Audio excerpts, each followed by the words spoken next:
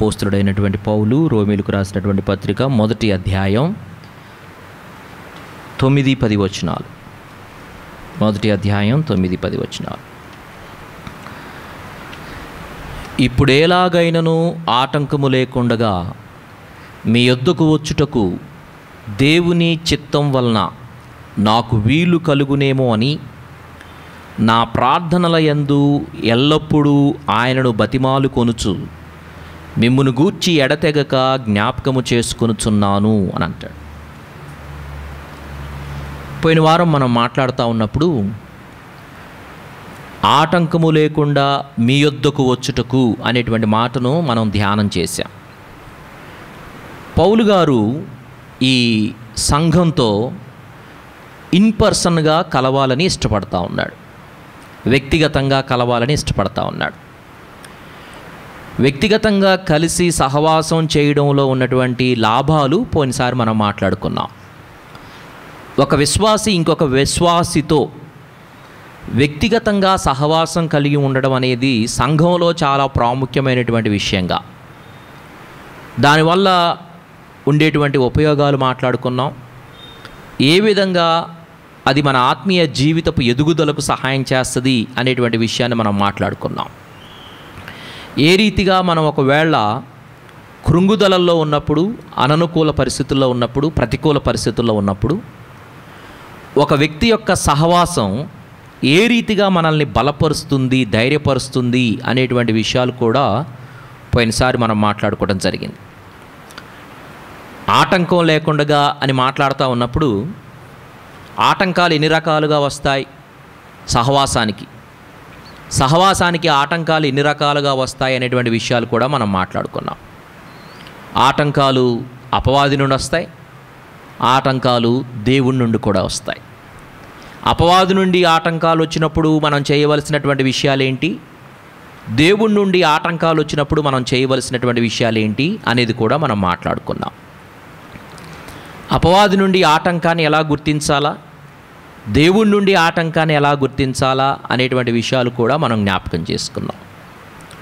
So కాబట్టి చాలా జాగ్రత్తగా మనం వాక్యాన్ని ధ్యానం చేస్తూ ఉన్నప్పుడు పౌలు గారు రాస్తున్నటువంటి మాటల్లో వారితో కలవాలి, వారి యొద్దకు వెళ్ళాలి, ఎలాగైనా వాళ్ళ యొద్దకు వెళ్ళాలి అని మాట్లాడుతూ ఉన్నప్పుడు వారితో సమయం గడపడం, వారితో కలవడం, వారితో ముచ్చటించటం, ఆయన విశ్వాసం వలన వారికి, వారి విశ్వాసం వలన పౌలు గారికి కలిగేటువంటి ఉపయోగాలు ఏంటో వాటిని అనుభవించడం కోసం ఆయన చాలా డిజైర్ కలిగి ఉన్నట్లుగా మనం చూస్తూ ఉన్నాం, ఆశ కలిగి ఉన్నట్లుగా మనం చూస్తూ ఉన్నాం. సో కాబట్టి మనం సహవసించేటప్పుడు లేదా ఇంకొక విశ్వాసితో సమయాన్ని గడిపేటప్పుడు ఆ సమయాన్ని ఎందుకు గడపాలో కూడా బైబిల్ గ్రంథంలో చాలా స్పష్టంగా రాయబడింది. దానికి వేరుగా ఇంకొన్ని విషయాలు మనం చేయడానికి లేదు. చాలా సందర్భాల్లో ఈ సహవాసాన్ని అపవాది వాడుకునేటువంటి అవకాశం ఉంది. చాలా సందర్భాల్లో ఈ సహవాసాన్ని మనం కూడా మన స్వార్థపూరితమైనటువంటి విషయాలకు వాడుకునేటువంటి అవకాశం ఉంది. వీటికి మించి ఈ సహవాసం వలన ఏ ఆత్మీయ ఆశీర్వాదం మనం పొందుకోగలమో వాటిని పొందుకోవడానికి మనం సమయం ఇవ్వాలా, వాటిని కలిగి ఉండడానికి మనం అందరం కూడా ఆశ కలిగి ఉండాలా అనేటువంటి విషయాన్ని పోయినసారి మనం చూడటం జరిగింది. ఈ రోజున పోయినసారి కొంచెం మనం టచ్ చేసాం. మరలా పోయిన వారం నుండి మనం మాట్లాడుకుంటున్నటువంటి 3 ప్రశ్నల్లో రెండవ ప్రశ్న, అది దేవుని పనే అయినప్పటికీ, దేవుని పరిచర్య అయినప్పటికీ, ఒకవేళ అది అందరి దృష్టిలో కూడా సరి అయినదే అయినప్పటికీ కూడా అక్కడ కూడా మనం దేవుని చిత్తాన్ని కనుగొనవలసిన అవసరత ఉందా, దేవుని చిత్తాన్ని గురించినటువంటి ఆలోచన అవసరత ఉందా అనేది ఈ రోజున మనం మాట్లాడుకోవడానికి ప్రయత్నం చేద్దాం. దేవుని చిత్తం అంటే ఏంటో ఎవరైనా చెప్తారా? What is God's will? దేవుని చిత్తం అనేటువంటి మాటలు ఎన్ని పదాలు ఉన్నాయి? 2 పదాలు ఉన్నాయి. ఒకటి దేవుడు, రెండోది చిత్తం. చిత్తం అంటే ఏంటండి? అర్థం ఏంటి? చిత్తము అంటే అర్థం ఏంటి?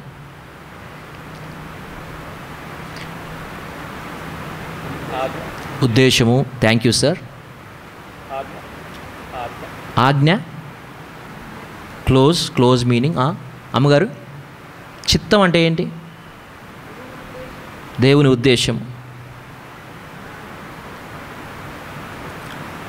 చిత్తం అంటే ఏంటండి? చిత్తం ఆలోచించండి. చిత్తం అంటే ఏంటి ఆలోచించండి. దేవుడి ఇష్టం, ప్రణాళిక, దేవుని చిత్తం, దేవుని ఉద్దేశం, దేవుని ప్రణాళిక, దేవుని ఇష్టం. ఇంకేమైనా ఉన్నాయా? అన్నీ కరెక్టే. ఇంకెవరైనా ట్రై చేస్తారా?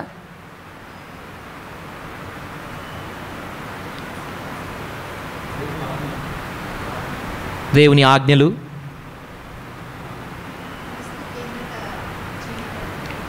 చిత్తం. దేవుని చిత్తం అంటే ఏంటి?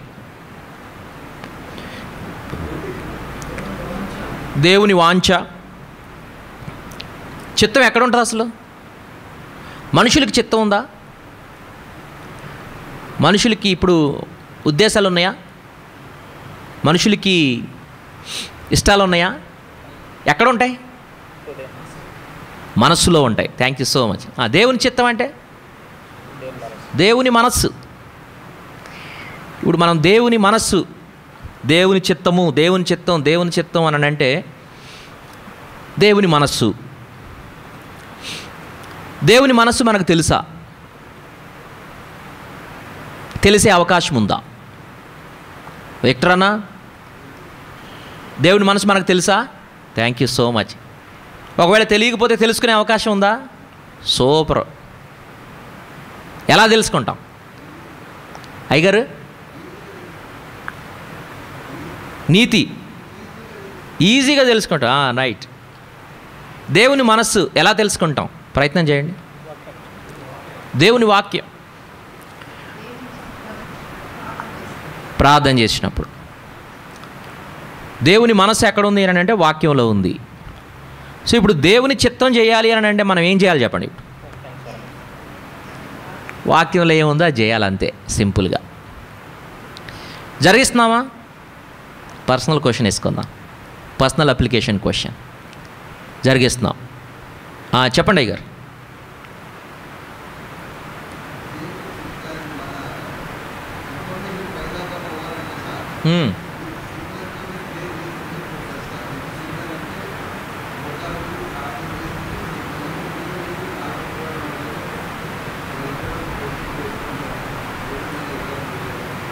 అవును, కనెక్టివిటీ ఉండాలా.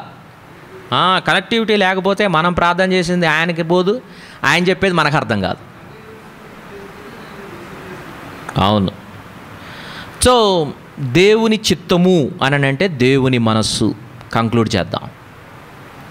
దాంట్లో ఉద్దేశాలు ఉంటాయి, దాంట్లో దేవుని ఇష్టం ఉంటుంది, దాంట్లో దేవుని వాంఛ ఉంటుంది, దాంట్లో దేవుని కోరికలు ఉంటాయి, దేవుని యొక్క ఆలోచనలు ఉంటాయి, దేవుని యొక్క ఆజ్ఞలు ఉంటాయి, దేవుని యొక్క శాసనాలు ఉంటాయి, దేవుని యొక్క కట్టడలు ఉంటాయి, చాలా ఉంటాయి దాంట్లో. మొత్తంగా ఒక మాట పెట్టాలంటే దేవుని మనస్సు, దేవుని చిత్తం అని అంటే. సో దేవుని మనస్సు అని అంటే దేవుని వాక్యంలో తెలుస్తుంది మనకి. సో దేవుని చిత్తంలో మనం ఉండాలి, లేకపోతే దేవుని చిత్తాన్ని మనం జరిగించాలి అని అంటే దేవుని వాక్యములో మనం ఉండాలా. దేవుని వాక్యమే మన జీవితాలని నడిపించాలి. సింపుల్గా అంతే. ఇక మీరు దేవుని చిత్తంలోనే మీ జీవితం ఉందా, మీ కుటుంబం ఉందా అని అంటే ఉంది అని అంటే వాక్య ప్రకారం మీ జీవితం ఉండాలా, వాక్య ప్రకారం మీ కుటుంబం ఉండాలా, వాక్య ప్రకారం నా జీవితం ఉండాలా, వాక్య ప్రకారం వాక్యంలో నా కుటుంబం ఉండాలా. అలా లేకుండా దేవుని చిత్తములో నేనున్నాను అని చెప్పడానికి మనం సాహసించకూడదు. అంత గొప్ప పనులు మనం చేయడానికి ముందుకు రాకూడదు. ఇప్పుడు ఎలాగైనాను ఆటంకము లేకుండా మీ యొద్దకు వచ్చుటకు దేవుని చిత్తం వలన నాకు వీలు కలుగునేమో అని అంటా ఉన్నాడు. ఈ మాట పోయినసారి మనం మాట్లాడుతూ ఉన్నప్పుడు వారితో ఒక విశ్వాసి ఇంకొక విశ్వాసితో కలవడం మంచి పని కాదా అంటే మంచి పనే. పౌలు అనేటువంటి ఒక విశ్వాసి రోమా సంఘపు విశ్వాసులతో సమయం గడపడానికి కలవాలి అనుకోవడం అది మంచి పని కాదా, పరిచర్య కాదా, దేవుని యొక్క సంకల్పంలో పని కాదా అంటే పనే. కానీ అక్కడ కూడా ఏం కోరుకుంటా ఉన్నాడేనా? దేవుని చిత్తాన్ని కోరుకుంటా ఉన్నాడు. ఇది చాలా ప్రాముఖ్యమైనటువంటి విషయం. సో దేవుని చిత్తము అనేది ఒక క్రైస్తవ విశ్వాస జీవితానికి చాలా చాలా చాలా ప్రాముఖ్యమైనటువంటి విషయంగా మనం భావించాలి. పౌలు గారి జీవితంలో ఈ దేవుని చిత్తము అనేటువంటి దాని గురించి కొన్ని విషయాలు ఈ రోజున మీ ముందుకు మాట్లాడాలని తీసుకురావాలని ఇష్టపడతా ఉన్నా. పౌలు గారి జీవితం, దేవుని చిత్తం. అపోస్తలుల కార్యాలు 22వ అధ్యాయం 10వ వచనం. అపోస్తలుల కార్యాలు 22వ అధ్యాయం 10వ వచనం. దమస్కు మార్గంలో సౌలు గారు ప్రయాణం చేస్తూ ఉన్నాడు తన పరివారంతో. ప్రభు ఆయన దర్శించాడు. ఆ దర్శించినప్పుడు జరిగినటువంటి సన్నివేశాలను ఒక దగ్గర మాట్లాడుతూ పౌలు గారు తాను చెప్పినటువంటి మాటల్లో ఒక మాట ఇది. అపోస్తలుల కార్యాలు 22వ అధ్యాయం 10వ వచనంలో, అప్పుడు నేను ప్రభువా నేనేమి చేయవలనని అడుగగా, ప్రభువు నీవు లేచి దమస్కులోనికి వెళ్ళుము, అక్కడ నీవు చేయుటకు నియమింపబడినవన్నీ నీకు చెప్పబడునని నాతో అనెను.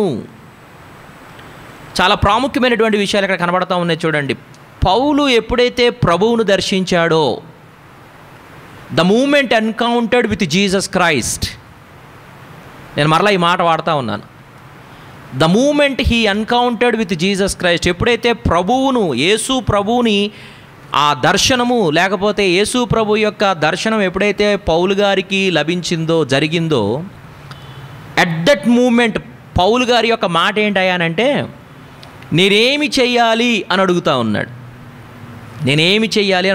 ప్రభు ఏం సమాధానం ఇస్తూ ఉన్నాడు? నీవు లేచి దమస్కులోనికి వెళ్ళు, అక్కడ నీవు చేయుటకు నియమింపబడినవన్నీయు అని అంటా ఉన్నాడు. అంటే పౌలు గారు అక్కడికి వెళ్ళగానే ఆయన చేయడానికి ఆల్రెడీ కొన్ని విషయాలు నియమించబడ్డాయి. ఆ నియమింపబడినటువంటి విషయాలు నీకు ముందు చెప్పబడతాయి, అవి నువ్వు చేయాలా. చాలా విషయాలు 1-2-3 లైన్లలో ఇక్కడ చెప్పేస్తూ ఉన్నాడు పౌలు గారు. చూడండి, మొట్టమొదటి ప్రశ్న ఏంటంటే, ఎప్పుడైతే ఒకవేళ మనం దాన్ని ఇంకొక భాషలో మాట్లాడాలి, ఇంకొక మాటల్లో మాట్లాడాలి అని అంటే, అది మారు మనస్సు అనుభవం. ప్రభు దర్శించాడు, నువ్వు హింసిస్తున్నటువంటి క్రీస్తును నేనే అన్నాడు. అప్పటి వరకు క్రీస్తు లేదా క్రీస్తు మతము వేరు అని వాళ్ళందరినీ హింసిస్తున్నటువంటి పౌలు గారికి క్రీస్తు యొక్క దర్శనం కలిగింది.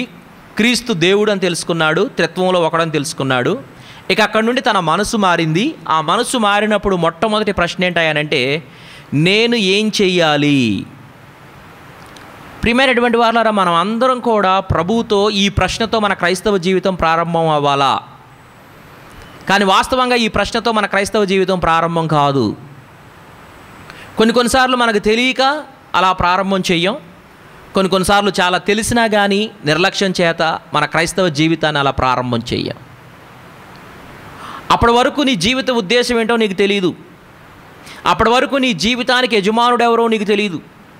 అప్పటి వరకు నీ జీవితాన్ని తన స్వరక్తమిచ్చి కొనుక్కున్నటువంటి వాడు ఎవడో నీకు తెలియదు. ఆయన వలన నీకు కలిగినటువంటి సమాధాన సంబంధం ఏంటో నీకు తెలియదు. కానీ నువ్వు మారు మనస్సు అనేటువంటి నిజమైన ప్రక్రియ ద్వారా నువ్వు వెళ్ళినప్పుడు, నువ్వు నీ సొత్తు కాదు ఆయన సొత్తు అని నీకు తెలిసినప్పుడు, నీ యజమానుడు ఆయన అని తెలిసినప్పుడు, నీ జీవితానికి ప్రభువు అని ఆయన అని తెలిసినప్పుడు, నీ నుండి రావలసినటువంటి మొట్టమొదటి ప్రశ్న ఏంటంటే, అయ్యా మరి నన్ను ఏం చేయమంటావు అనాలన్నమాట. దేవుని చిత్తం మన జీవితాల్లో జరగాలి అని అంటే మొట్టమొదటిగా మన అందరి వైపు నుండి ఉండాల్సినటువంటి వ్యక్తిత్వం లేదా యాటిట్యూడ్ ఏంటంటే, నేనేం చేయాలా, నేనేం చేయాలి అనేది నియమింపబడి ఉంది.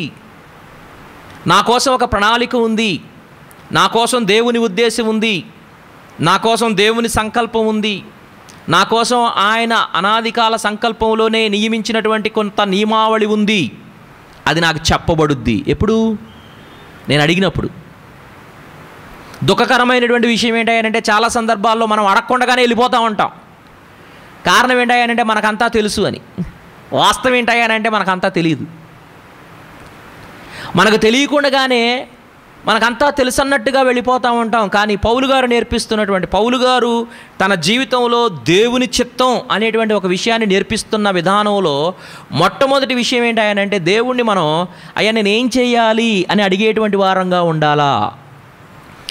ఎందుకు నా జీవితం అని ఆయన ఎప్పుడైనా అడిగారా? నా జీవితం పట్ల నీ ఉద్దేశం ఏంటి అని ఆయన ఎప్పుడైనా అడిగారా? అయ్యా ఎందుకు నాకు ఇలాంటి జీవితాన్ని నువ్వు ఇచ్చావు అని ఎప్పుడైనా అడిగారా? నాకెందుకు ఈ ఉద్యోగం ఇచ్చావు అని ఆయన ఎప్పుడైనా అడిగారా? ఎందుకు నన్ను ఈ లోకాలిటీలో పెట్టావు అని ఆయన ఎప్పుడైనా అడిగారా? అయ్యా నువ్వు పెడితే నేను ఉన్నానా, లేకపోతే నా ఇష్టానుసారంగా నేను ఇక్కడ ఉన్నానా అని ఎప్పుడైనా అడిగారా? అయ్యా ఎందుకు ఇలాగ నా జీవితంలో జరుగుతూ ఉంది ఎప్పుడైనా సంభాషించారా? ప్రియమైనటువంటి వారు, ఒక విశ్వాసిలో సర్వసాధారణంగా ఉండాల్సినటువంటి క్రైస్తవ జీవితం గురించి నేను మాట్లాడుతూ ఉన్నా. ఇదేదో సూపర్ స్పిరిచువాలిటీ గురించి మాట్లాడలేదు నేను. సర్వసాధారణంగా ఒక క్రైస్తవుని జీవితంలో ఉండాల్సిన లేదా దేవునితో జరపాల్సినటువంటి సంభాషణ ఏంటంటే, ఎందుకు ఒకడు లోకమంతా సంపాదించుకొని తన ప్రాణమును పోగొట్టుకుని ఎడలా ఏంటి ఉపయోగం? ఒకవేళ దేవుడు నిన్ను ఏ ఉద్దేశంతో ఇక్కడికి పంపించాడో అది నీకు తెలియకుండానే నీ జీవితం అంతా జీవించేశావు, దానివల్ల ఏంటి ఉపయోగం? ఆలోచించాలి మనం. కాబట్టి నేను నా సృష్టికర్త అయినటువంటి దేవుడు నన్ను ఎందుకు తయారు చేశాడో ఆ ఉద్దేశములోనే నేను ఉన్నానా లేదా అనేది ఎప్పటికప్పుడు మనం పరిశీలించుకోవాలా. దేవుని ఉద్దేశంలో నుండి మనల్ని బయటికి తీసుకెళ్లేవి చాలా ఉంటాయి. మన సొంత ఆలోచనలు, మన స్వార్థపూరితమైనటువంటి ఆలోచనలు, మన చుట్టూ ఉండేటువంటి ప్రెషర్స్, మనకు కనబడుతున్నటువంటి ఆకర్షణలు, అలంకారాలు, ఇవన్నీ కూడా దేవుని యొక్క ఉద్దేశాల్లో నుండి మనల్ని బయటకు తీసుకొని వెళుతూ ఉంటాయి. కానీ సిన్సియర్గా ఎప్పటికప్పుడు అయ్యా నేనున్నటువంటి స్థలం నీ చిత్తమేనా, నేను చేస్తున్నటువంటి పని నీ చిత్తమేనా, నేను జరిగిస్తున్నటువంటి కార్యాలు నీ చిత్తమేనా అని ఎప్పటికప్పుడు దేవుని దగ్గర మనం విచారణ చేసేటువంటి వారంగా ఉండాలా.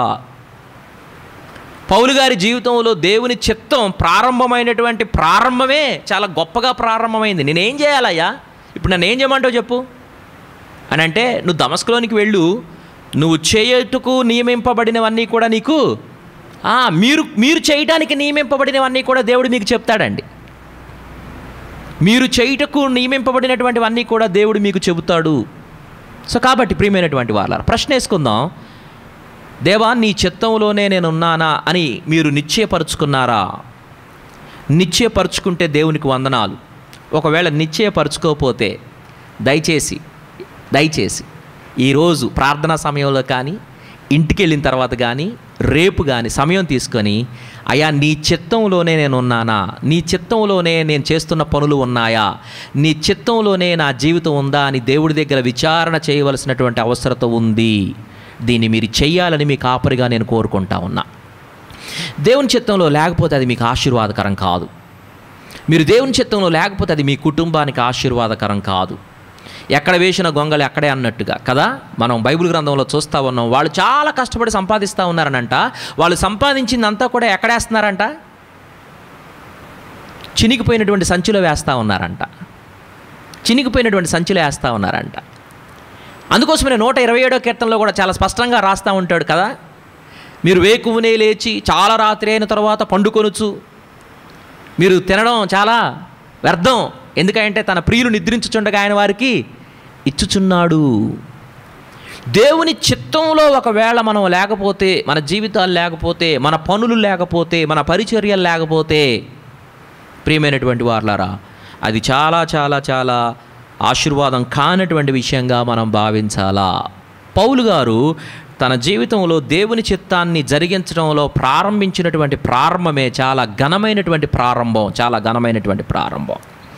అప్పుడు నేను ప్రభువా నేనేమి చేయవలనని అడుగగా అని అంటా ఉన్నాడు. అడగడం నేర్చుకోవాలి. అయ్యా నేనేం చేయాలయ్యా? అయ్యా ఒక విషయం ఎదురవుతా ఉంది, నేనేం చేయాలా? అయ్యా నా కుమారుడు వివాహానికి వస్తూ ఉన్నాడు, నేనేం చేయాలా? అయ్యా నా కుమార్తె వివాహానికి వస్తూ ఉంది, నేనేం చేయాలా? అయ్యా నా కుటుంబంలో ఒక సమస్య తలెత్తింది, నేనేం చేయాలా? అయ్యా ఆఫీసులో నాకు అవకాశం వచ్చింది, నేనేం చేయాలా? అయ్యా ఒకవేళ సంఘంలో నాకు అవకాశం వచ్చింది, నేనేం చేయాలా? What is your will? నువ్వేమంటున్నావు? నేనేమనుకుంటున్నాను కాదు, నువ్వేమంటున్నావు అనేది మన జీవితాల గురించి దేవుని దగ్గర అడగవలసినటువంటి వారు. గలతీయులకు రాసినటువంటి పత్రిక 1వ అధ్యాయం 15-16 వచనాల్లో కూడా తన జీవితానికి సంబంధించి ఒక మంచి విషయాన్ని చెప్తా ఉన్నాడు. చూడండి, అయినను తల్లి గర్భమునందు పడినది మొదలుకొని నన్ను ప్రత్యేకపరిచి తన కృపచేత నన్ను పిలిచిన దేవుడు నేను అన్యజనులలో తన కుమారుని ప్రకటింపవలనని ఆయనను నా యందు బయలుపరపననుగ్రహించినప్పుడు మనుష్య మాత్రులతో నేను సంప్రదింపలేదు. దేవుని చిత్తం జరిగించేటువంటి వారిలో ఒక లక్షణం ఏంటో తెలుసా? ఇందాక మనం చూస్తూ ఉన్నాం, అయ్యా నేనేం చేయాలా అని అడిగాడు. దేవుడు చెప్పాడు, ఇదిగో నువ్వు ఇది చెయ్యాలా అని చెప్పాడు. ఇక అంతే. ఇక మనుషులతో మాట్లాడరు వీళ్ళు, మనుషుల దగ్గర సంప్రదింపులు జరపరు వీళ్ళు, మనుషుల దగ్గర సలహాలు తీసుకోరు వీళ్ళు, మనుషుల ఆలోచనలు వీళ్ళ జీవితాల్లో జరగో. ప్రియమైనటువంటి వాళ్ళారా, దేవుని చిత్తం మన జీవితంలో ఏంటి అని ఒకవేళ దేవుని దగ్గర నుండి నీకు నిశ్చయమైతే, నీ కుటుంబం పట్ల దేవుని చిత్తం ఏంటి అనేది ఒకవేళ దేవుని దగ్గర నుండి నిశ్చయమైతే సూచన ఏంటాయనంటే, ఇదిగో పౌలు గారు చెప్తా ఉన్నాడు, నేను ఎప్పుడైతే దేవుని చిత్తాన్ని గ్రహించానో మనుష్య మాతృలతో నేను సంప్రదించలేదు. నేను చాలా ప్రాముఖ్యమైనటువంటి విషయాన్ని నేను మీతో మాట్లాడుతూ ఉన్నా. I don't know how that you are receiving today. మన జీవితాలు 60 సంవత్సరాలు అవ్వచ్చు, 70 సంవత్సరాలు అవ్వచ్చు, 50 సంవత్సరాలు అవ్వచ్చు. ఒకవేళ దేవుని చిత్తంలో లేకుండానే గడిచిపోయాయేమో ఆలోచించాల్సినటువంటి అవసరం ఉందండి. ఒకవేళ దేవుని సంకల్పంలో లేకుండానే నేను ఎక్కడైనా ఉన్నానేమో ఆలోచించాలా. దేవుని చిత్తం నేను గ్రహించాలా. నేను ఎప్పుడైతే గ్రహిస్తానో, పౌలు గారి జీవితంలో కనబడుతున్నటువంటి ఇంకొక ప్రాముఖ్యమైన విషయం ఏంటంటే, నేను మనుష్య మాతృలతో నేను సంప్రదించలేదు అని అంటా ఉన్నాడు. మనుష్య మాతృలతో నేను సంప్రదించలేదు. దేవుని చిత్తం నీలో జరగకుండా ఉండడానికి అడ్డంకి ఏంటో తెలుసా? ఇదొకటి. ఏంటో తెలుసా? మనుషులతో సంప్రదించడం. నీకేదైనా అవడంతోనే, నీకేదైనా జరగడంతోనే, నీకేదైనా కలగడంతోనే, నీకేదైనా ఎదురవ్వడంతోనే హుటాహుటిన మనుషులను ముందేసుకొని, మనుషులను చుట్టేసుకొని మాట్లాడి సలహాలు సంప్రదింపులు చేస్తూ ఉన్నావా? నీ జీవితంలో దేవుని చిత్తాన్ని గ్రహించేటువంటి లక్షణం లేదన్నమాట. ఎప్పుడైనా మనం గుర్తుపెట్టుకోవాలి. నువ్వు మనుషులతో సంప్రదిస్తూ ఉన్నావా ప్రాథమికంగా అనంటే, స్పాంటేనియస్గా నీలో నుండి వస్తున్నటువంటి ఆ వ్యక్తిత్వం ఏంటి అని అంటే మనుషులతో సంప్రదించడం. ఒకవేళ అది జరుగుతుందా అని అంటే నువ్వు దేవుని దగ్గరికి వెళ్ళేటువంటి ఆలోచన నీకు లేదన్నమాట. పౌలు గారు నేనేం చేయాలయ్యా అని అడిగాడు. దేవుడు చెప్పాడు. దేవుడు చెప్పిందాన్ని ఆయన గ్రహించాడు. గ్రహించినప్పుడు నేను మనుష్య మాతృలతో నేను సంప్రదింపలేదు అని అంటా ఉన్నాడు. ఎవరితో సంప్రదించాడు? దేవునితో సంప్రదించాడు. మన జీవితాల్లో కూడా ప్రతిదాని విషయమై దేవునితో సంప్రదించాలా, దేవుని దగ్గర విచారణ చేయాలా. దేవుడు మాట్లాడే దేవుడు అని మనం చెప్తా ఉన్నాం కదా, దేవుడు మనల్ని నడిపించే దేవుడు అని చెప్తా ఉన్నాం కదా, దేవుడు ఆలోచన చెప్తాడని మనం చెప్తా ఉన్నాం కదా, దేవుడు తన స్వరాన్ని వినిపిస్తాడని మనం చెబుతా ఉన్నాం కదా, సజీవుడు అని చెప్తా ఉన్నాం కదా. ఆయన్ని సజీవుడుగా నువ్వు లోకానికి ఎలా చూపిస్తావు? ఇదిగో నేను ఈ విషయంలో నేను సంప్రదించాను, దేవుడు నాతో మాట్లాడాడు కాబట్టే నేను ఈ విషయాన్ని చేశాను అనేటువంటి సాక్ష్యాలు మన జీవితంలో ఉన్నాయా? లేకపోతే పరిచర్యే కదా, పనే కదా, మంచిదే కదా, దీనికి కూడా దేవుడిని అడగాలి అని అంటున్నాడు పౌలు గారు. ఇదిగో నేను ఎలాగైనను మీ వద్దకు రావడానికి దేవుని చిత్తం ఎలాగూ ఉన్నదో అని అంటా ఉన్నాడు. వాళ్ళ దగ్గరికి వెళ్ళడం మంచి పని కాదా? మంచి పనే. వాళ్ళతో సహవాసం చేయడం మంచి పని కాదా? మంచి పనే. ఒక కాపరిగా, ఒక బోధకుడిగా విశ్వాసుల దగ్గర కూర్చొని కొన్ని విషయాలు దేవునివి మాట్లాడడం పరిచర్య కాదా? పరిచర్యే. పని కాదా? పనే. కానీ అక్కడ కూడా ఏం కోరుకుంటా ఉన్నాడు ఆయనంటే దేవుని చిత్తాన్ని కోరుకుంటా ఉన్నాడు. It is very important to know the God's will in our lives. Though it is good, though it is ministry, though it is right in the sight of people, you have to know the will of God for everything what is happening in your life. ప్రియమైనటువంటి వారలారా, చాలా చక్కగా తన జీవిత ఉద్దేశం ఏంటో తెలుసుకోవడంలో దేవుని చిత్తాన్ని చూశాడు పౌలు గారు. తన జీవిత ఉద్దేశం ఏంటో తెలుసుకోవడంలో దేవుని చిత్తాన్ని చూశాడు పౌలు గారు. తన జీవితానికి దేవుడిచ్చిన పిలుపు విషయంలో కూడా దేవుని చిత్తాన్ని చూశాడు. ఏంటంట? అన్యజనులలో తన కుమారుని ప్రకటించాలనేది వెరీ స్పెసిఫిక్ పర్పస్. ఇక్కడ మనం అందరం కూడా ఒకటే పని చేయడానికి లేం. మనకందరికీ కూడా యూనిక్ కాల్ ఉంటుంది, చాలా అసమానమైనటువంటి పని ఉంటుంది మనకి, స్పెసిఫిక్ పని ఉంటుంది మనకి, స్పెసిఫిక్ పర్పస్ ఉంటుంది మనకి. అది కూడా తెలుసుకోవాలా. అదే చెప్తా ఉన్నాడు. ఏమని చెప్తా ఉన్నాడు? అన్యజనులలో తన కుమారుని ప్రకటించాలని పేతురుగారు అంటూ ఉంటాడు. అన్యజనులకు పేతురుగారి గురించి అంటూ ఉంటాడు, అన్యజనులకు అపోస్తులుడుగా ఉండడానికి పౌలు నియమించబడ్డాడు, యూదులకు అపోస్తులుడుగా ఉండడానికి నేను నియమించబడ్డాను. Very specific, very specific. ప్రియమైనటువంటి వారారా, మనం సంవత్సరాలుగా దేవుని వాక్యాన్ని చదువుతూ ఉన్నప్పుడు, ఎదుగుతూ ఉన్నప్పుడు ఇలాంటి విషయాల్లో మనం పరిణితి చెందాలా. దేవుని దగ్గర విచారణ చేయడంలో, దేవుని దగ్గర కనుక్కోవడంలో, దేవుని దగ్గర అడగడంలో, దేవుని చిత్తంలో ఉండడంలో. చాలా సందర్భాల్లో ఏం జరుగుతుందో తెలుసా? మనం దేవుని చిత్తంలో ఉండం, మన పక్కన వారిని కూడా దేవుని చిత్తంలో ఉండకుండా చేస్తూ ఉంటాం. ఇగో ఇప్పుడు ఏసంపల్లి రాజ్ కుమార్ గారు ఉన్నారు. ఆయన పట్ల దేవుని చిత్తం వేరేది ఉంది, నాకు తెలీదు. ఆయన ఏం చేస్తూ ఉంటానంటే, రాబాయ్ నువ్వు బాగా పాటలు పాడుతావు రా అని అంటా ఉంటా. దేవుని చిత్తం అది కాదేమో ఆయన గురించి. కానీ నేను ఎప్పుడైతే ఒక ఇంత పెద్ద సంఘానికి కాపురిగా రాజ్ కుమార్ గారు రండి మీరు పాటలు పాడుతూ ఉండండి అంటే ఆయన జీవితం అంతా కూడా ఏం చేస్తూ ఉంటాడు? పాటలు పాడుతూ ఉంటాడు. ఆయన్ను కూడా దేవుని చిత్తంలో లేకుండా నేను చేసే అవకాశం ఉంటుంది. చాలా జాగ్రత్తగా ఉండాలి మనం. అందుకోసమే ఎవరికైనా మీరు సలహా ఇస్తూ ఉన్నారా? జాగ్రత్త. అనుభవాన్ని బట్టి, లేకపోతే నీకు తెలిసినటువంటి విషయ పరిజ్ఞానాన్ని బట్టి, సామర్థ్యాన్ని బట్టి సలహాలు ఇవ్వమాకండి. ఎవరైనా ఏదైనా సలహా అడిగినప్పుడు ప్రార్థన చేద్దాం. దేవుని దగ్గర ఈ విషయాన్ని పెట్టి దేవుడు ఎలా నడిపిస్తాడో అలా చేద్దాం. మన మాటలు, మన సలహాలు, సంప్రదింపులు ఎలా ఉండాలా. అంతేగాని అలా అయిందా ఇలా చేసేయి అనకూడదండి. అలా అన్నాడా ఆగాగు చెప్తా ఉండు, ఓ మంచి సలహా ఇస్తూ ఉండు అనకూడదండి. ప్రతి దాని విషయమై దేవుని చిత్తాన్ని ఎరుగవలసినటువంటి వారం. మొట్టమొదటిది తన జీవిత ఉద్దేశం విషయంలో దేవుని చిత్తాన్ని కనుగొన్నాడు పౌలు గారు. రెండవది తన జీవితానికి దేవుడు ఏర్పాటు చేసిన ఆ స్పెసిఫిక్ పర్పస్ను కూడా కనుక్కున్నాడు. అన్యజనుల్లో నేను సువార్త ప్రకటించాలా. మనుషులతో సంప్రదించలేదంట, దేవునితో సంప్రదించాడంట. కనుక్కున్నారండి ఎప్పుడైనా? మీ జీవితానికి సంబంధించినటువంటి ఆ స్పెసిఫిక్ పర్పస్ ఏంటో కనుక్కున్నారు దేవుని దగ్గర? దేవా అసలు ఏంటి, what is the specific purpose that you have regarding me అని అడిగారా ఎప్పుడైనా? అడగాలండి. అడిగితే అలాగున దేవుణ్ణి సంతోషపెట్టినటువంటి వారం అవుతాం. అలాగని లేకపోతే చాలా కష్టమైపోద్ది. మేబీ మళ్ళొక ఎగ్జాంపుల్ చెప్తా. అశ్విన్ జీవితం పట్ల దేవుని ఉద్దేశం వేరేమో. ఒకవేళ తాను ఎక్కడికైనా వెళ్ళి సువార్త ప్రకటించి అక్కడ సంఘాన్ని కట్టాలేమో. కానీ బ్యాపిచ్చే శరత్ నగర్లో ఆ టెక్నికల్ టీంలో తన జీవితం అంతా ఉంచాలని కోరుకుంటున్నాడేమో. ఎవరైనా ఎంకరేజ్ చేశారేమో. అట్లా నేనే కావచ్చు, ఎవరో కాదు నేనే కావచ్చు. అంటే అతన్ని నేను దేవుని చిత్తంలో నుండి పక్కకు తీసుకొని వచ్చా. అతడు కూడా ఆ కంఫర్ట్ జోన్లో ఉండి ఇదే నా జీవితానికి గొప్ప పని అనుకుంటున్నాడేమో. కానీ దేవుడు అసలు సంకల్పం ఏంటో మనకు తెలియాలా.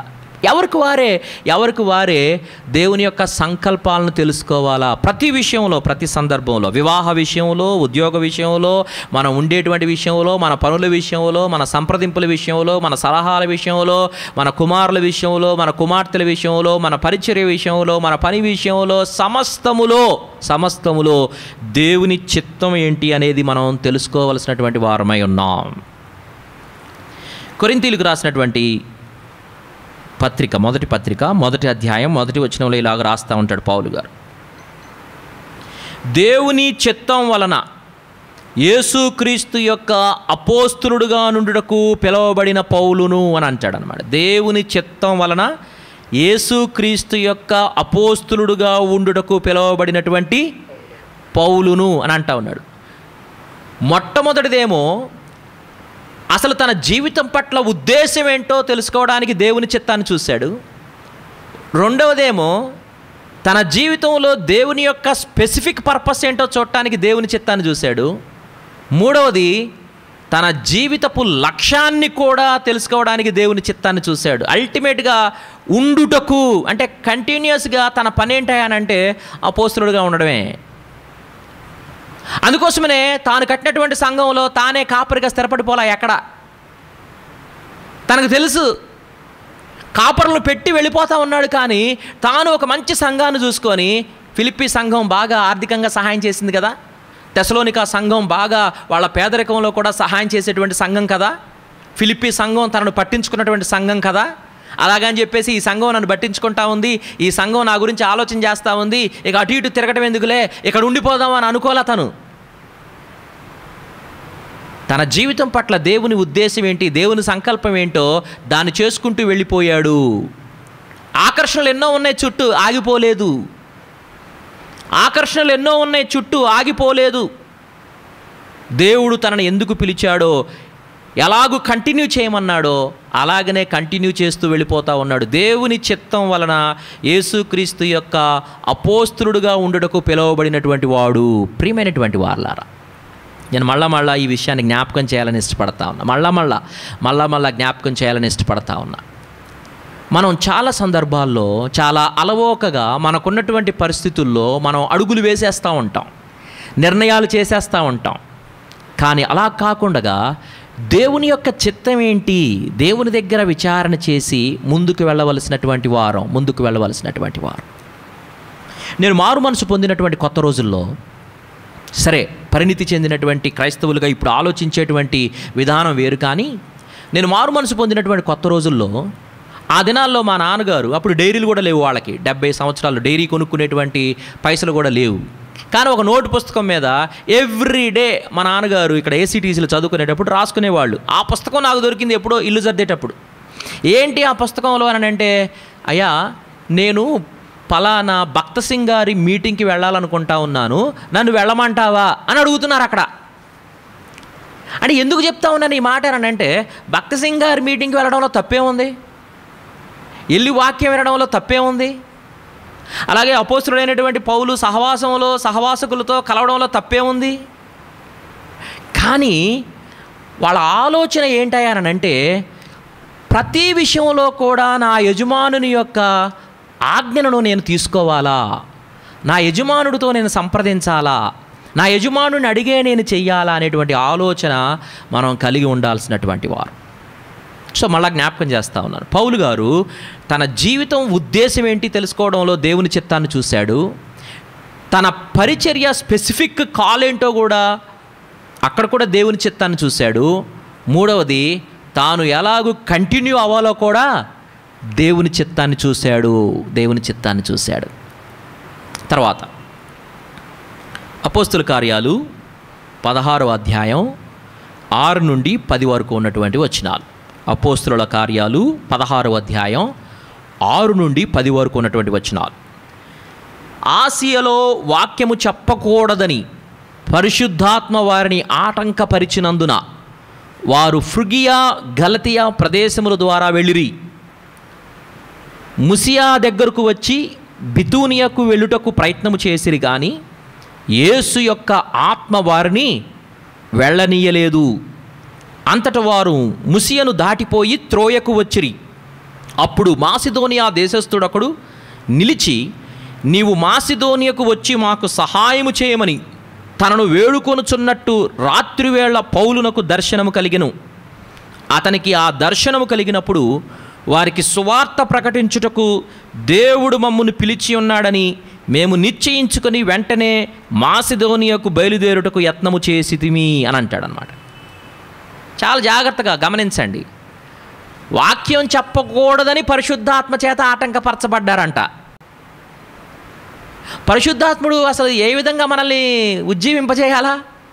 పరిగెత్తు, పని చేయి, పరిచర్య చేయి, అక్కడికెళ్ళు, ఎక్కడికెళ్ళు, ప్రకటించు అని చెప్పాలా. కానీ పరిశుద్ధాత్ముడు దేనికి ఆటంకపరిచాడంట? వాక్యం చెప్పకూడదని పరిశుద్ధాత్ముడు ఆటంకపరిచాడంట. ఇవన్నీ చాలా చాలా ప్రాముఖ్యమైనటువంటి విషయాలండి. మిస్కన్సెప్షన్స్ గురించి కూడా నేను మాట్లాడతాను దేవుని చిత్తం విషయంలో. చాలా సందర్భాల్లో పరిచర్యే కదా, పనే కదా, వాక్యం చెప్పడమే కదా అని అనుకుంటా ఉంటాం. కానీ అక్కడకు మనం వెళ్ళడము అనేది పరిశుద్ధాత్ముడు అనుమతించినటువంటి విషయమేనా అని కూడా మనం తెలుసుకోవలసినటువంటి వారం. యేసు యొక్క ఆత్మ వారిని వెళ్ళనీయలేదు. ఈ వెళ్ళనీయలేదు అనేటువంటి దాని దగ్గర బలవంతంగా ఆపినట్టుగా ఆపేశాడంట. ప్రియమైనటువంటి వారలారా, దేవుని చిత్తం పౌలు గారు ఎక్కడెక్కడ చూస్తూ ఉన్నాడో తెలుసా? జీవిత ఉద్దేశంలో చూశాడు, తన పిలుపులో చూశాడు, తన పరిచర్యలో చూశాడు, ఇదిగో తాను రెగ్యులర్గా డే టు డే లైఫ్లో తన వాక్య పరిచర్యలో కూడా చూస్తూ ఉన్నాడు. తన వాక్య పరిచర్యలో కూడా చూస్తూ ఉన్నాడు. పాస్టర్ గారు మీరు వాక్యం చెప్పడానికే కదా ఉంది, వాక్యం కాకపోతే ఇంకేం చెప్తారు అని అంటే, వాస్తవంగా మేమిద్దరం ప్రార్థన చేసుకుంటూ ఉండాలన్నమాట. ప్రియమైనటువంటి వాళ్ళారా, పరిశుద్ధాత్మ చేత ఆటంకపరచబడ్డారు. దర్శనం కలిగిందంట. మాసిదోనియా దేశస్థుడు ఒకడు నిలిచి మాసిదోనియకు వచ్చి మాకు సహాయము చేయమని తనను వేడుకొనుచున్నట్టు రాత్రివేళ పౌలునకు దర్శనం కలిగింది. దర్శనం కలిగింది.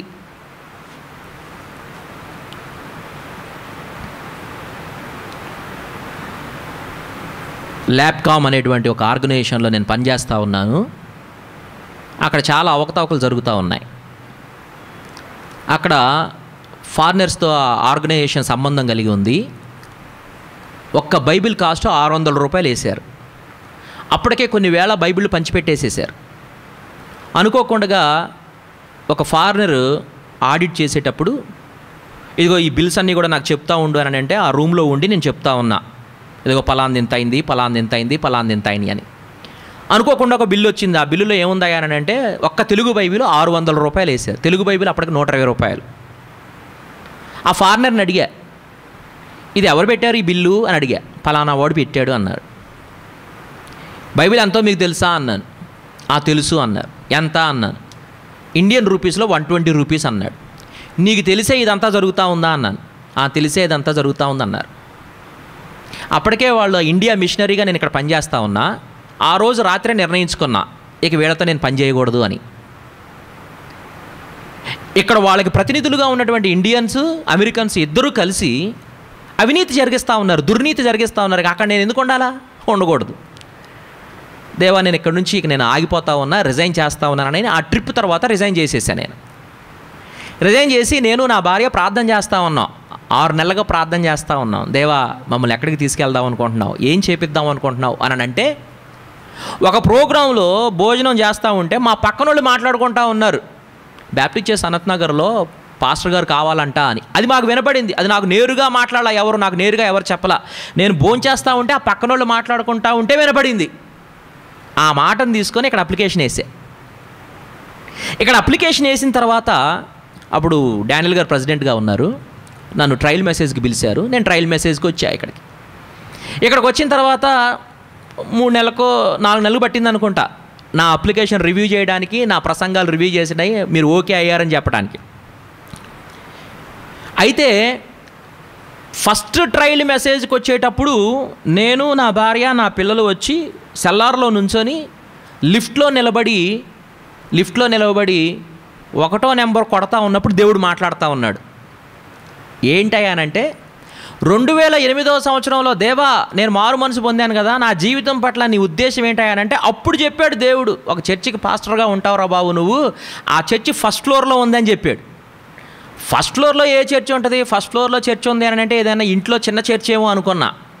కానీ లిఫ్ట్లోకి వచ్చిన తర్వాత 1వ నెంబర్ కొడతా ఉంటే అప్పుడు జ్ఞాపకం చేశాడు దేవుడు. అప్పుడు అనుకున్నా, ప్రియాంకతో చెప్పా, ప్రియాంక ఈ చర్చిలో మనం పాస్టర్గా పనిచేస్తామని చెప్పా. ఆ తర్వాత 3 నెలలు 4 నెలలు లేట్ అవుతూ ఉంటే ప్రియాంక అంటూ ఉంటుంది, ఆ చర్చిలో పనిచేస్తావు, దేవుడు చెప్పాడు అన్నావు, ఏంటి ఇంకా జరగట్లేదు, ఇంకా ఫోన్ రావట్లేదు అంటే, ఏం కాదు నువ్వు ప్రార్థన చేస్తూ ఉండు అని చెప్పా. చేస్తా ఉంటే జయబాబు గారు ఫోన్ చేశారు ఒకప్పుడు, అయ్యగారు ఈరోజు మీటింగ్ అయింది, మిమ్మల్ని ఓకే చేశారని చెప్పారు. ఎందుకు ఇదంతా చెప్తా ఉన్నానయ్యారనంటే, మన జీవితం పట్ల స్పెసిఫిక్ పర్పస్లు ఏంటో మనం తెలుసుకున్నటువంటి వారమే పనిచేసేటువంటి వారంగా ఉండాలా.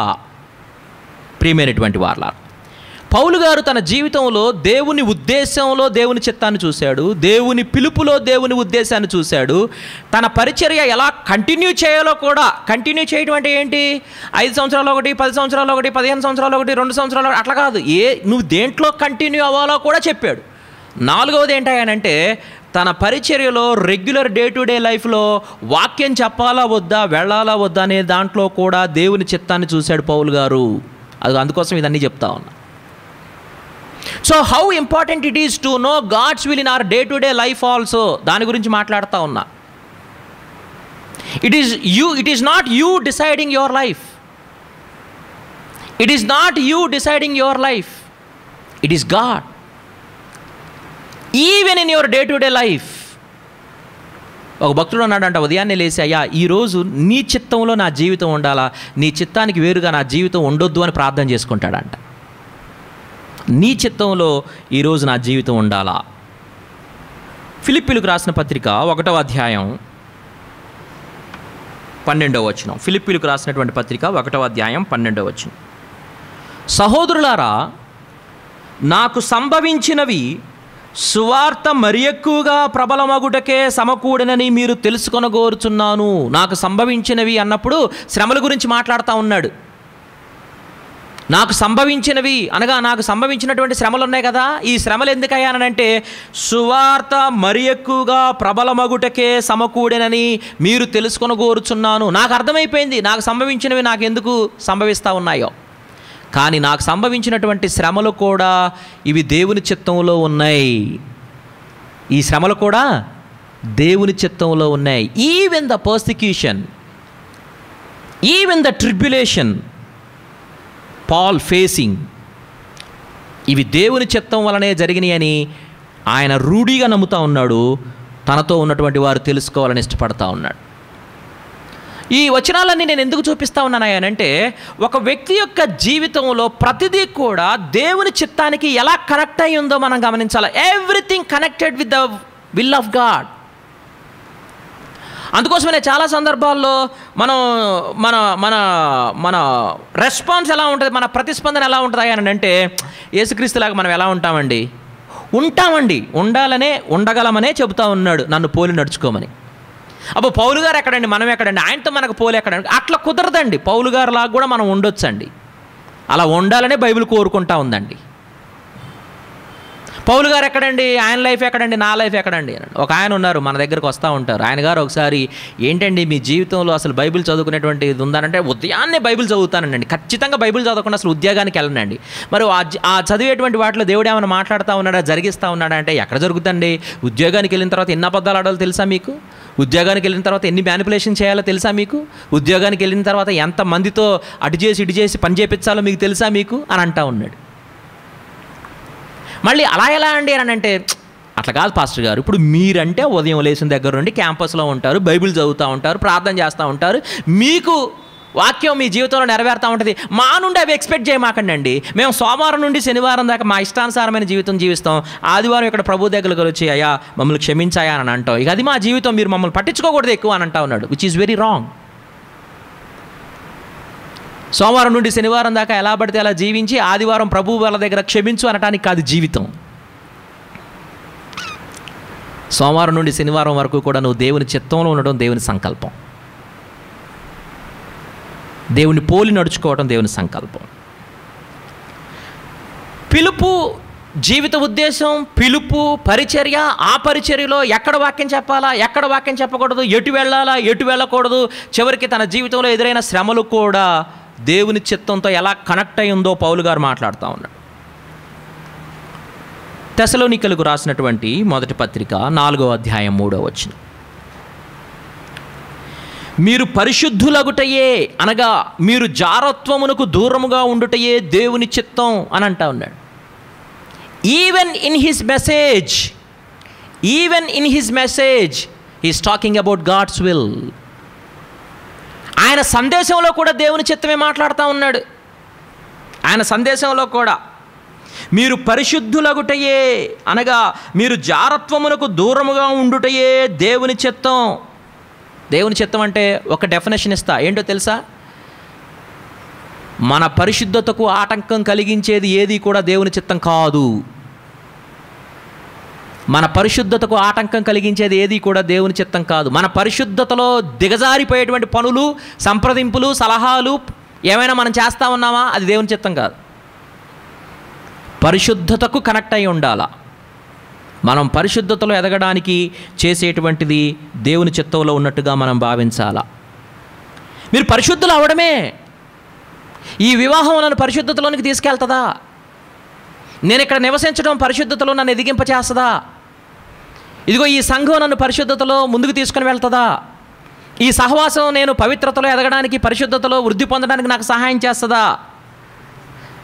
ఈ ఉద్యోగం, ఈ స్థల మార్పిడి, ఈ దేశం నన్ను పరిశుద్ధతలోనికి తీసుకుని వెళ్తుందా, లేకపోతే నన్ను పరిశుద్ధతలో దిగజారిపోయేటట్లు చేస్తుందా ఆలోచించుకోవలసినటువంటి వారు. మీరు పరిశుద్ధులగుటయే దేవుని చిత్తం అనగా ఆయన సందేశంలో కూడా పౌలు గారు దేని గురించి మాట్లాడుతూ ఉన్నాడు అంటే దేవుని చిత్తం గురించి మాట్లాడుతూ ఉన్నాడు. రోమీలకు రాసిన పత్రిక 12వ అధ్యాయం 2వ వచనంలో కీలకమైనటువంటి కీ మాట్లాడుతూ ఉన్నాడు, కీ స్టేట్మెంట్ చేస్తూ ఉన్నాడు. మీరు ఈ లోక మర్యాదను అనుసరింపక ఉత్తమమును అనుకూలమును సంపూర్ణమునయున్న దేవుని చిత్తమేదో పరీక్షించి తెలుసుకొనున్నట్లు మీ మనస్సు మారి నూతన మగుట వలన రూపాంతరం పొందుడి. 3 విషయాలు మాట్లాడుతూ ఉన్నాడు ఇక్కడ. ఒకటేంటాయనంటే మీరు ఈ లోక మర్యాదను అనుసరించొద్దు అని అంటా ఉన్నాడు.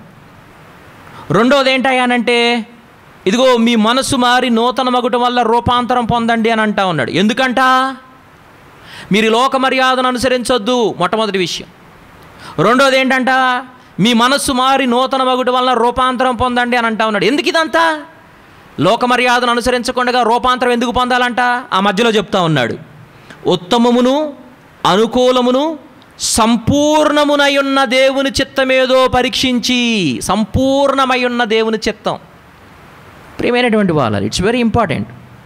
క్రైస్తవ జీవితాలకు కీలకమైన కీ స్టేట్మెంట్ ఏంటంటే ఉత్తమమును అనుకూలమును సంపూర్ణమై ఉన్న దేవుని చిత్తమేదో పరీక్షించి తెలుసుకొనున్నట్లు మీ మనస్సు మారి నూతన మగుట వలన రూపాంతరం పొందండి. మీ మనస్సు మారి రూపాంతరం పొందాలి. ఎందుకు? మీరు కొన్ని విషయాలు తెలుసుకోవాలా.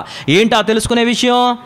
ఉత్తమమును అనుకూలమును సంపూర్ణమై ఉన్న దేవుని చిత్తమేదో పరీక్షించి తెలుసుకోవాలా. ఎందుకు? మీరు ఈ లోక మర్యాదను అనుసరించకుండా ఉండడానికి.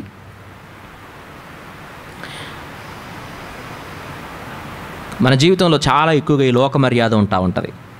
ఈ లోక మర్యాదను అనుసరిస్తూ ఉంటాం.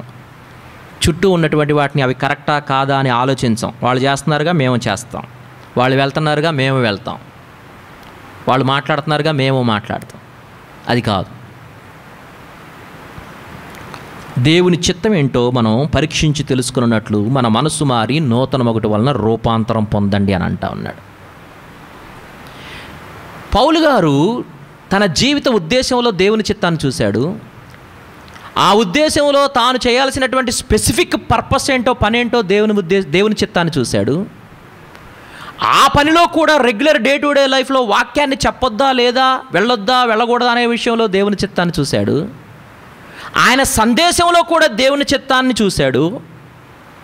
తన ఎదుట ఉన్నటువంటి వారికి దేని గురించి మాట్లాడుతూ ఉన్నాడంటే ప్రతిసారి దేవుని చిత్తం గురించి మాట్లాడుతూ ఉన్నాడు. ప్రతి పత్రికలో కూడా ఆయన ప్రార్థనలో మనం గమనించినప్పుడు, ఆయన సందేశంలో మనం చూసినప్పుడు ఆయన చిత్తం మీరు ఎరగాలని, ఆయన చిత్తమును గూర్చిన జ్ఞానం మీకు కలగాలని, ఆయన ఉద్దేశాలు మీరు ఎరగాలని ఆయన మాట్లాడుతూ ఉంటాడు. ప్రియమైనటువంటి వాళ్ళ, ఎఫెసీయులకు రాసిన పత్రిక 5వ అధ్యాయం 15 నుండి 18 వచనాలు. దినములు చెడ్డవి గనుక మీరు సమయమును పోనీక సద్వినియోగం చేసుకొనుచు అజ్ఞానుల వలె కాక జ్ఞానుల వలె నడుచుకొనున్నట్లు జాగ్రత్తగా చూచుకొనుడి. ఇందు నిమిత్తము మీరు అవివేకులు కాక ప్రభువు యొక్క చిత్తమేమిటో గ్రహించుకొనుడి. మరియు మద్యముతో మత్తులై ఉండకుడి, దానిలో దుర్వ్యాపారం కలదు. అయితే ఆత్మపూర్ణులై ఉండుడి. దేవుని చిత్తమేంటో గ్రహించుకొనండి. అవివేకులుగా ఉండొద్దు. ప్రతి విషయంలో అది నీకు సంబంధించింది కావచ్చు, నీ కుటుంబానికి సంబంధించింది కావచ్చు, నీ సహవాసంలో పక్కన ఉన్నటువంటి వ్యక్తికి నువ్వు ఇచ్చేటువంటి సలహా కావచ్చు, నువ్వు బలపరిచేటువంటి విషయం కావచ్చు, ఏదైనా కానీ is it really the will of God? అది మంచిదే అవ్వచ్చు, పరిచర్య అవ్వచ్చు, పనే అవ్వచ్చు, దేవుని మందిరమే అవ్వచ్చు, సంఘమే కావచ్చు, సహవాసమే కావచ్చు. Even it is connected with the God, you have to know the will of God. అది మాట్లాడుతూ ఉన్నాడు. మీరు అవివేకులు కాక ప్రభువు యొక్క చిత్తమేమిటో గ్రహించండి. మద్యంతో మత్తులై ఉండమాకండి, ఆత్మపూర్ణులై ఉండండి. ఆత్మపూర్ణులై ఉండండి. దేవుని చిత్తం ఎప్పుడు గ్రహిస్తామయ్యానంటే ఆత్మపూర్ణులై ఉన్నప్పుడు. ఆత్మపూర్ణులై ఉండడం అంటే అర్థం ఏంటంటే కొలసీ పత్రికలో రాస్తా ఉన్నాడు, వాక్యంతో నింపబడినప్పుడు. వాక్యంతో నింపబడినప్పుడు, వాక్యం విన్నప్పుడు కాదు, వాక్యంతో నింపబడినప్పుడు. అవివేకుల్లాగా ఉండొద్దు, అజ్ఞానుల్లాగా ఉండొద్దు. దినములు చాలా చెడ్డగా ఉన్నాయి. మీరు దేవుని చిత్తం ఏంటో గ్రహించుకోవాలా. దేవుని చిత్తం ఏంటో మీరు గ్రహించుకోవాలా. ఫిలిప్పీలకు రాసిన పత్రిక 2వ అధ్యాయం 12-13 వచనాల్లో, కాగా ప్రియులారా, మీరు ఎల్లప్పుడూ విధేయులై ఉన్న ప్రకారము నా ఎదుట ఉన్నప్పుడు మాత్రమే గాక మరి ఎక్కువగా నేను మీతో లేని ఈ కాలమందును భయముతోనూ వణుకుతోనూ మీ సొంత రక్షణను కొనసాగించుకొనుడి. ఎందుకనగా మీరు ఇచ్చయించుటకును కార్యసిద్ధి కలుగజేసుకొనుటకును తన దయా సంకల్పము నెరవేరుటకై మీలో కార్యసిద్ధి కలుగజేయవాడు దేవుడే. ఇద్దరి గురించి మాట్లాడుతూ ఉన్నాడు. మొట్టమొదట ఏమంటా ఉన్నాడు? కార్యసిద్ధి కలుగజేసుకొనుటకు. అది మనుషుల గురించి మాట్లాడుతున్నటువంటి మాట. మీలో కార్యసిద్ధి కలుగజేయవాడు, అది దేవుని గురించి మాట్లాడుతున్నటువంటి మాట. కాబట్టి దేవుని చిత్తాన్ని నువ్వు చెయ్యాలి అని అంటే నీ వైపు నుండి నువ్వు కూడా ఎలా ఉండాలంట? భయముతోనూ వణుకుతోనూ మీ సొంత రక్షణను కొనసాగించేటువంటి వారుగా ఉండాలి. ప్రియమైనటువంటి వాళ్ళారా, నన్ను క్షమించండి, నన్ను ఈ మాట చెప్పనేయండి. ఈ విషయాలు మనం చాలా సీరియస్గా తీసుకోకపోతే మనం దేవుని చిత్తంలో ఉండడం చాలా కష్టం. మనం దేవుని చిత్తంలో లేకపోతే దేవుడు మన వలన సంతోషించడం చాలా కష్టం. దేవుడు మన వలన సంతోషించడం చాలా కష్టం. There is God's will and there is human responsibility. దేవుని చిత్తంలో, దేవుని చేతిలో నీ చెయ్యి వేయాలా. భయముతోనూ వణుకుతోనూ మీ సొంత రక్షణను కొనసాగించుకోవాలా. మీరు కార్యసిద్ధి కలుగు చేసుకోవాలా, ఆయన కూడా కార్యసిద్ధి కలుగు చేస్తూ ఉన్నాడు. ఇద్దరు జాయింట్గా, ఈ జాయింట్ వెంచర్ అన్నమాట. ఇది జాయింట్ వెంచర్. చాలా జాగ్రత్తగా మనం ప్రయాణాన్ని కొనసాగించాలి. దేవుని చిత్తం, the misconceptions regarding God's will, దేవుని చిత్తం, తప్పు భావనలు అనే దాని గురించి వచ్చేవారం మాట్లాడతా. పౌలు గారి జీవితం దేవుని చిత్తంతో ఎలా కనెక్ట్ అయ్యిందో మీ ముందు పెడతా ఉన్నారు. తన జీవిత ఉద్దేశం, తన పని, తన పరిచర్య, తన డే టు డే లైఫ్లో వాక్యం చెప్పాలా వద్దా, వెళ్ళాలా వద్దా, వాక్యంలో కూడా ఏం చెప్పాలా, ప్రతిదీ కూడా very directly connected with the will of God. ప్రియమైనటువంటి వారలారా, నేను ఈ దేవుని చిత్తాన్ని గురించి మాట్లాడడానికి ఒక 4 సెషన్స్ తీసుకుంటా మీకు. ఈ రోజున పౌలు గారి జీవితంలో దేవుని చిత్తాన్ని చూసాం. వచ్చే వారం దేవుని చిత్తం అంటే తప్పుడు భావనలు ఏవైతే ఉన్నాయో అవి చూస్తాం. చివరిగా యేసుక్రీస్తు జీవితంలో దేవుని చిత్తం ఎలాగ జరిగిందో మాట్లాడేసేసి మనం ఈ దేవుని చిత్తం అనేటువంటి విషయాన్ని ముగించుదాం. ప్రార్థనలు చేద్దాం. మహాపరిశుద్ధుడా, మా ప్రియపరలోకపు తండ్రి, మీ ఘనమైన ఉన్నతమైన నామానికి వందనాలు, స్తోత్రాలు చెల్లించుకుంటూ ఉన్నాం. ఈ రాత్రికాల సమయంలో నా తండ్రి, మీ యొక్క వాక్యములో మా జీవితాలను పరిశీలించుకోవడానికి, పరిశోధించుకోవడానికి మాకు ఇచ్చిన అవకాశాన్ని బట్టి మీకు వందనాలు, స్తోత్రాలు చెల్లించుకుంటూ ఉన్నాం. నాయనా ప్రభా, మీ చిత్తాన్ని తెలుసుకుని గ్రహించి నా తండ్రి ప్రభా, కేవలము నా తండ్రి ప్రభా మిమ్మల్ని సంతోషపరిచేటువంటి జీవితాలను, మీ యొక్క కనుసైగల్లో మా జీవితాలను నడిపించుకునేటువంటి కృపను మాకు అనుగ్రహించమని అడుగుచున్నాం ప్రభా. మీకు వందనాలు, స్తోత్రాలు చెల్లించుకుంటూ ఉన్నాం. మరొకసారి సంఘంలో ఉన్న ప్రతి కుటుంబాన్ని బట్టి ప్రార్థన చేస్తూ ఉన్నాం నాయనా ప్రభా. వారి పట్ల మీ సహాయాన్ని దయచేయమని అడుగుచున్నాం నాయనా. సంఘంలో అనారోగ్యంగా ఉన్నటువంటి బిడ్డలు మీరు జ్ఞాపకం చేసుకోండి నాయనా. బ్రదర్ రాజు గారిని, అదేవిధంగా ఇందిరాప్రసాద్ గారిని జ్ఞాపకం చేసుకోండి. వారిని ముట్టండి నా తండ్రి ప్రభా. పరిపూర్ణమైనటువంటి ఆరోగ్యాన్ని వారికి దయచేయమని అడుగుచున్నాం, సహాయం చేయమని అడుగుచున్నాం. వచ్చిన వారిని అందరినీ బట్టి మీకు వందనాలు, స్తోత్రాలు చెల్లించుకుంటూ ఉన్నాం నాయనా. వారిని దీవించండి. ఈ రాత్రికాల సమయంలో నా తండ్రి ప్రభా, మీ యొక్క వాక్యాలను మేము ధ్యానిస్తూ నా తండ్రి మీకు దగ్గరగా ఉండేటువంటి జీవితాలను మాకు అందరికీ అనుగ్రహించమని, వాక్యాన్ని అందించినటువంటి మీ దాసుని దీవించి ఆశీర్వదించమని మా ప్రార్థన మా ప్రియరక్షకుడైన యేసే నామములో అడిగి వేడుకొంచున్నాం పరమ తండ్రి. ఆమేన్. పరలోకమందున్న మా తండ్రి, మీ నామం పరిశుద్ధపరచబడును గాక, మీ రాజ్యం వచ్చును గాక, మీ చిత్తం పరలోకమందు నెరవేరినట్లు భూమి మీద నెరవేరును గాక. మాకు కావలసిన నిదిన ఆహారం మాకు దయచేయం. మరణోత్సవం మేము క్షమించుని ప్రకారం మరణములను క్షమించును. మమ్మ శోధనలోనికి తేక కీడు నుండి తప్పించు. ఎందుకంటే రాజ్యము, బలము, మహిమ నిరంతరము నీవై ఉన్నావు తండ్రి.